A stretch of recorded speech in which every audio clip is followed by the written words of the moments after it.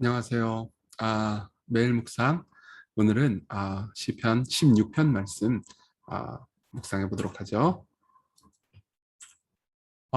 일단 16편의 말씀은 배경을 좀 볼게요. 16편은 15편이랑 연결되어 있는 한 편의 시라고 보시면 됩니다.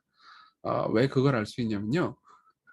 이제 15편은 이제 이러고 끝난단 말이에요. 그러니까 이제 하나님 앞에 설 자가 누구냐라고 묻고 나서 하나님 앞에 설 자는 영원히 흔들리지 않는다. 정직하고 신실한 사람이다. 근데 그런 사람은 영원히 흔들리지 않는다.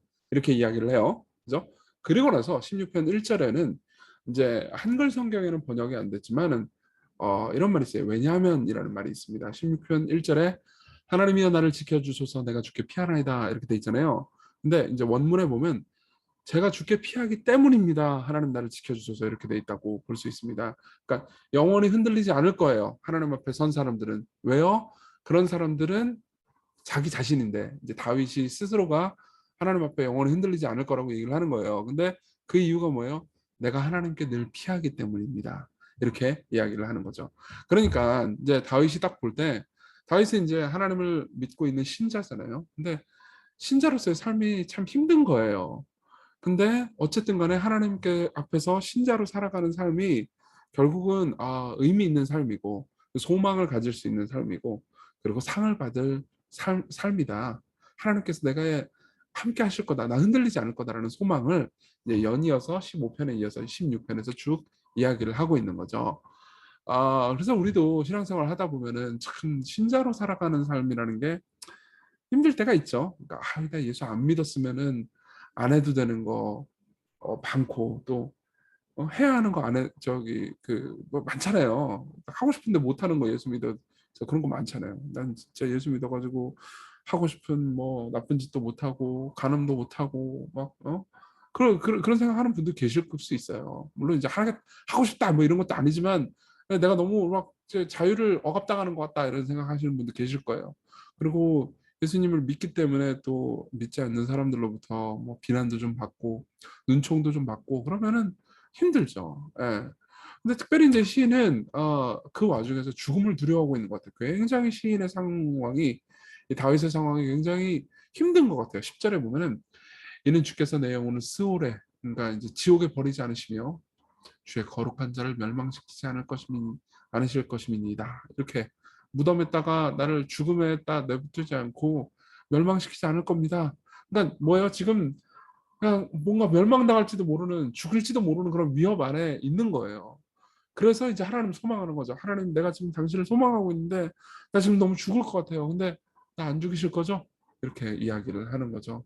나 멸망시키지 않으실 거죠? 이렇게 이야기를 하는 겁니다. 이게 배경이라고 볼 수가 있습니다. 그래서 이걸 쭉 생각해 보면서 이제 배경 안에서 이제 시를 쭉 봅시다. 하나님이 나를 지켜주셔서 내가 주께 피합니다. 1절부터 3절은 하나님을 즐거워하는 자기 자신을 얘기를 해요. 하나님 나를 지켜주십시오. 내가 주께 피합니다. 그러면서 2절, 3절은 이렇게 얘기해요. 내가 여호와께 아뢰되 내가 하나님에 대해서 여호와 하나님에 대해서 말해보자면 주는 나의 주님이시니 주밖에는 나의 복이 없습니다. 라고 했습니다. 하였나이다. 이렇게 얘기를 해요. 무슨 말이죠? 그러니까 하나님을 생각해보면 내가 다른 복 아무것도 없어도 내가 진짜 돈도 없고 아무것도 없어도 생각해보면 하나님만이 내 복이지 이런 생각이 든다는 거예요. 그리고 3절은 뭐라고 하냐면 땅에 있는 성도들은 존귀한 자들이니 내 모든 즐거움이 그들에게 있도다 이렇게 얘기하고 있잖아요. 연결이 안 되는 것 같은데 이제 이게 좀 의역해서 자세히 히브리어 원문에 근거해서 번역을 해보자면 이거예요. 땅에 있는 성도들에 대해서 말해보자면 그들은 존귀한 사람입니다. 내 모든 즐거움이 그들에게 있습니다. 이렇게 얘기하는 거예요. 무슨 상황이냐 이거예요. 그러니까 하나님 내가 즐거움이 없습니다. 근데 가만히 생각해보면 하나님이 내 즐거움입니다. 하나님에 대해서 생각해보니까 당신 말고 복이 없습니다. 그리고 내 사랑하는 성도들, 내 교회에서 내가 만나는 이 내 위로가 되는 사람들, 이 사람들이 내 복입니다. 이렇게 이야기를 하는 거죠.